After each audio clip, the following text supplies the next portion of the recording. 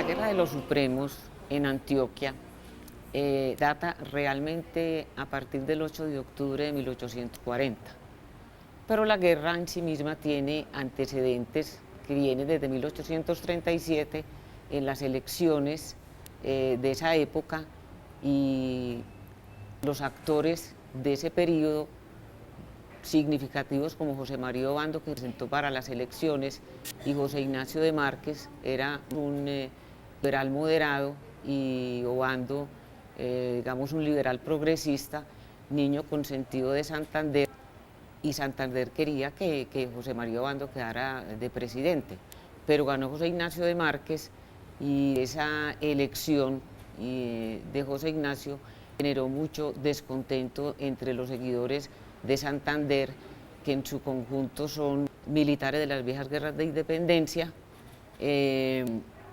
muy allegados a Santander, como José María Obando.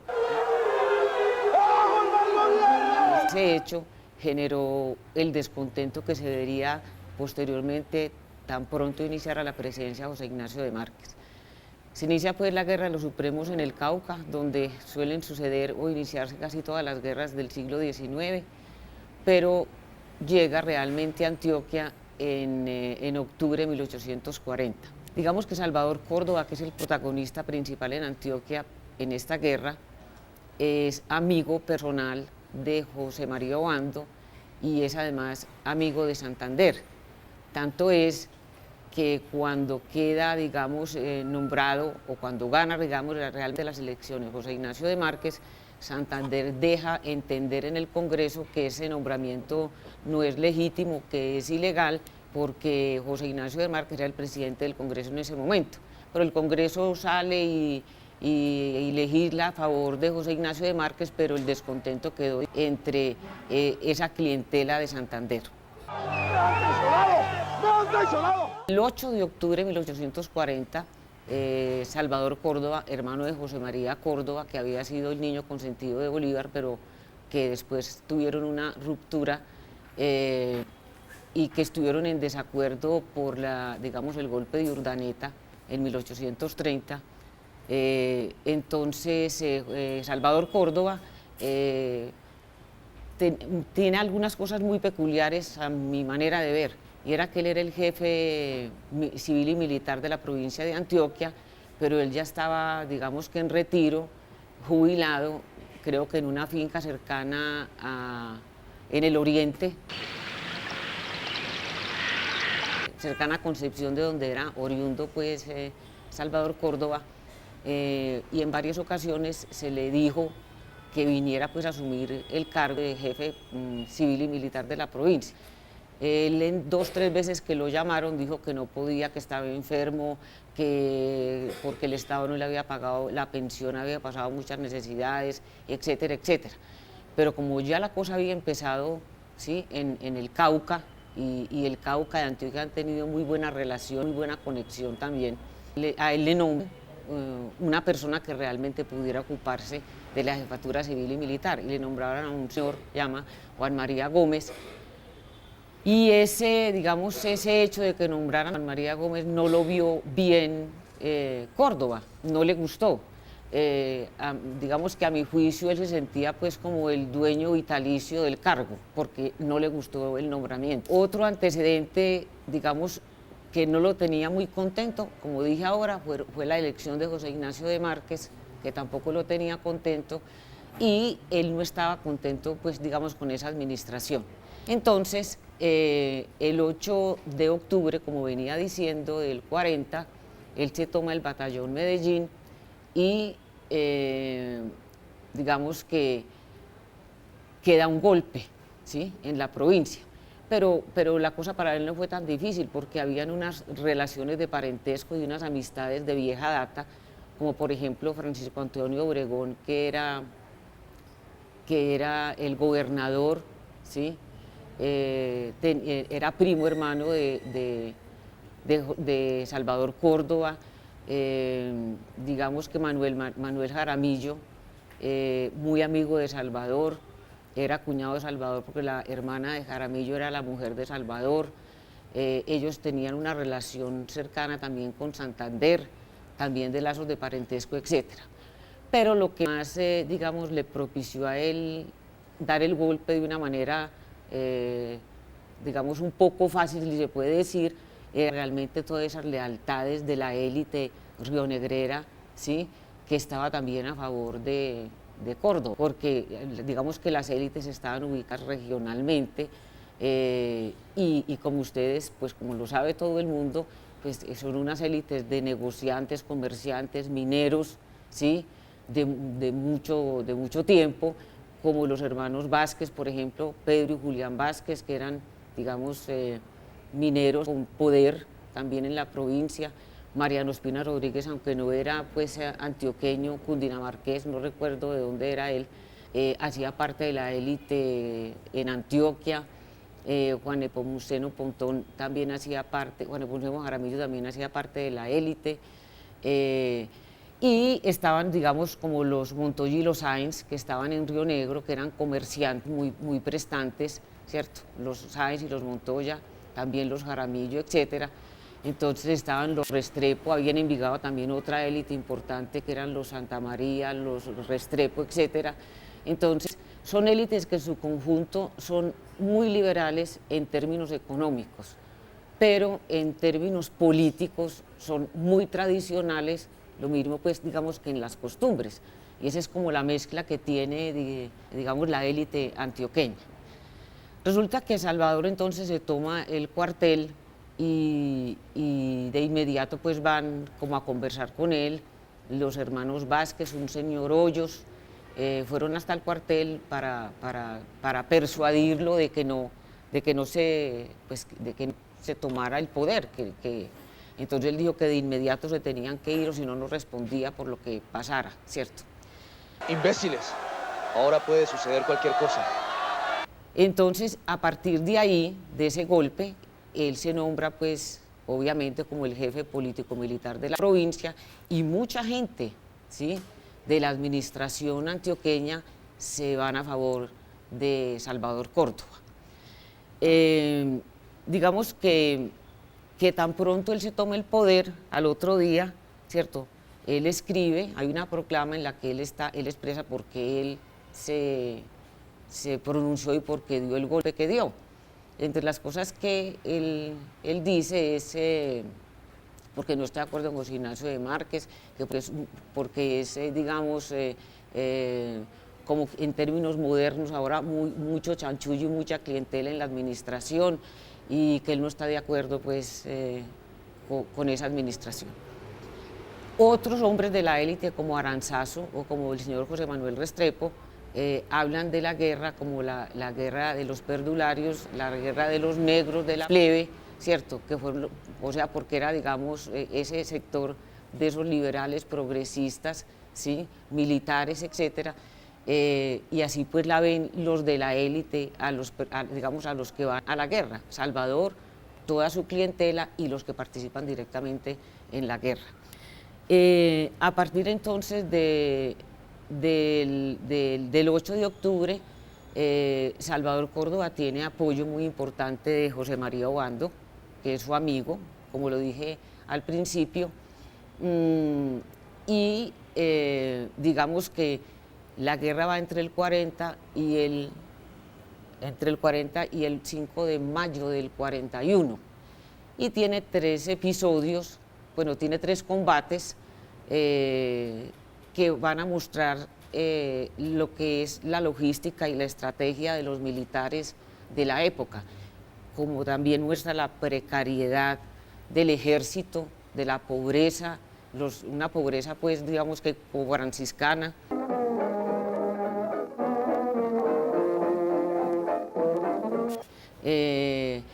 Digamos que el armamento bélico es un armamento fundamentalmente de lanzas, solamente nombran una caja pues en el combate de Río Sucio, y una cosa muy particular es que cuando uno está trabajando la guerra, a uno le nombra, por ejemplo, la señora famosa de María Martínez de Nicer, de la élite sonsoneña, que es muy importante en esta guerra porque ella misma entra, digamos, a ser parte del ejército legitimista, porque ella en Sonsón, ya digamos al final de la guerra, ella se entra, pues digamos, el Braulio Henao, que es el militar, le dice que no, y ella se mete para participar, digamos, en la parte final de la guerra, viene desde Sonsón, Anejorral, Aguadas, Pácaros, a la mina, hasta ahí, porque ahí termina. Ella cuenta en su diario, digamos, las condiciones tan precarias, de miseria de los famosos voluntarios que bien servían para los ejércitos facciosos o rebeldes o para los ejércitos legitimistas, ¿cierto? Ella los describe muy bien, la pobreza, las llagas, la ropa pues rota, etcétera. Ella se sorprende pues de que esos sean realmente los que van a defender los intereses del gobierno legítimo, en el caso de ella, o los intereses de los facciosos, porque hago una comilla antes de que se me olvide. Lo que uno logra saber de los facciosos o los rebeldes no es porque haya literatura directamente de ellos. Uno lee a los facciosos y a los facciosos por la literatura tradicional que hay sobre el adversario, no porque los adversarios, los rebeldes, tengan, pues digamos, unas fuentes escritas por ellos, porque eso no lo hay. En estas causas, pues, de la sublevación de Córdoba, está también el que se le hubiera rehabilitado digamos, rehabilitado como militar a Urdaneta, y él está en contra. Tampoco le gusta esa rehabilitación que le dijo José Ignacio de Márquez, cierto, que rehabilita como militar a Urdaneta, tampoco le gusta. O sea que hay un montón de malestares anteriores que hacen parte de la sublevación. Pero entonces, ya en el periodo concreto de la sublevación, tenemos esos 3 episodios, o sea, esos 3 combates, como se venía diciendo, que van a mostrar realmente los ejércitos por dentro, que quien más habla sobre eso es la señora María Martínez de Ricer, así fuera al final pues del conflicto, porque ella es la que muestra el hambre, la penuria, las enfermedades, las epidemias, la herramienta, el armamento que está oxidado, se oxida porque tienen que pasar ríos con mulas, entonces hay que limpiar el armamento. O sea, la precariedad es impresionante. Es bastante impresionante leer el ejército interiormente. Entonces hay un combate en Río Sucio, y hay un asunto que llama la atención, y es que han llamado al general Borrero, que es caucano, para que ayude pues en el combate, porque ya digamos los dos ejércitos en conflicto, el ejército legitimista va presionando como el sitio donde van a definir pues el encuentro, que es en Río Sucio. Entonces pasa el combate, el ejército de Córdoba sale, mejor dicho, se riega por todas partes.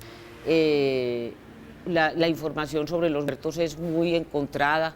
Dicen que mataron 300 de los facciosos y que solamente 7 o 9 de los legitimistas. Pues digamos que uno es lo único que tiene para cerciorarse, solamente esa fuente. De todas maneras, ahí ganan los legitimistas. A los 20 días vuelve a haber otro combate en Itagüí, que ganan los facciosos, pero ese combate es un combate que ha tenido muchos conflictos dentro de la historiografía sobre el tema, porque Borrero es conocido como mal militar, mal estratega, y que con él no se puede contar, porque cuando lo llamaron para Río Sucio llegó como a los 15 días. Y aquí, cuando se enfrentaron en Itagüí los dos ejércitos en conflicto, ¿sí? Había lluvia, una tempestad, había unas matas de plátano y no sé qué, pues dicen las memorias, y que la cosa como que no se veía muy bien, ¿cierto?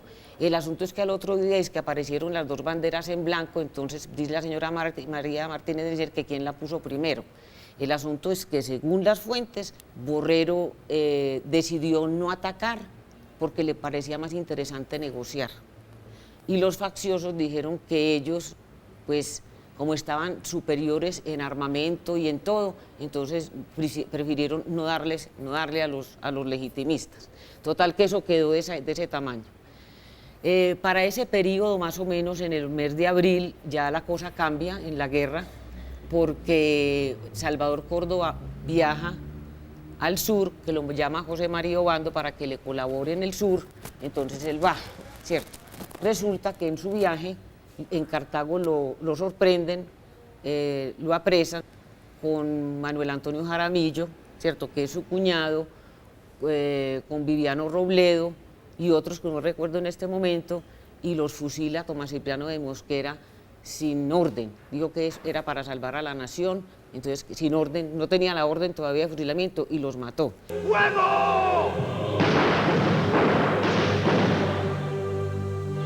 Entonces la guerra ahí pierde mucho, porque en 1840 se muere Santander, que es, digamos, el padre político de ellos, y enseguida matan a Salvador Córdoba, y vienen dos personas que no son antioqueñas, que son José María Vesga y José María Vesga, el otro no recuerdo, que son tolimenses y vienen a dirigir la guerra aquí. Entonces eso perdió, como quien dice, el norte, el horizonte. Pero aquí también habían unos militares muy reconocidos como Braulio Henao, sonsoneño, ¿cierto? Muy prestigioso ese militar, y él fue el que dirigió la última parte, pues, de la guerra, que es la salida desde Sonsón, digamos, con el asunto de la señora de María Martínez de Nicer, que en el parque se corta el cabello, sus hermanas han hecho toda la ropa, las blusas, todo pues bordado, y ella entra, ¿cierto? Y se entra, porque ella le dijeron que no, y ella dijo que sí. La Juana de Arco de acá, la Juana de Arco antioqueña. Entonces ella viene y bajan, ¿sí? Bajan, y el último, digamos, el último combate es en Salamina. Pues yo no voy a contar las estrategias en el desplazamiento de los ejércitos, nada de eso, porque no hay tiempo. Pero es allí donde se libra la última batalla. Lo importante es que uno, mirando el mapa, se da cuenta que lo que hacen los legitimistas es hacerse en los lugares estratégicos donde no pueda subir nadie hacia la provincia, ¿cierto? Y que no lleguen al centro de la provincia.